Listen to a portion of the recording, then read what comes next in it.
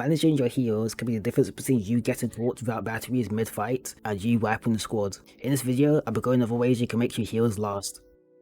Similar to my previous guide with Bangalore, you must be intentful while playing to manage your heals well. Know what you want to maximize your playstyle, whether that's aggressive, passive, or some other playstyle, and generate an idea of the heals needed to make that work well. Use that information to replenish your heals in death boxes post-combat or while looting at any point in the match. It's super efficient opposed to coming across the heals and having to determine in that moment how much you need.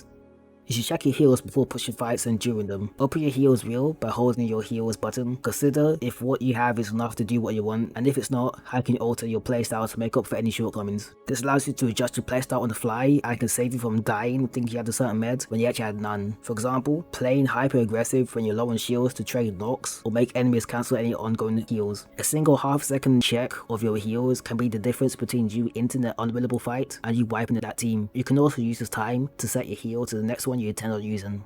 Keep note of where your squad mates are and what they are doing. They can act as a distraction to deny enemies from pushing you, or if that enemy goes straight for you, your teammate can trade you get knocked for knocking the enemy.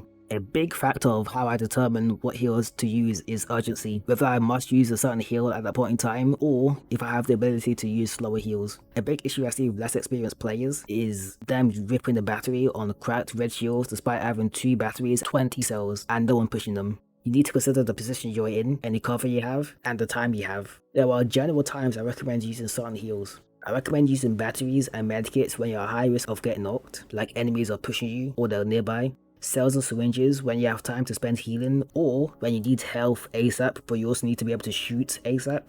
Long range fights as well as fights with slight cover you can see through are great for these heals. Phoenix kits when you have a good portion of your health to heal up and time to do so. I recommend at minimum 40% of your total hit points.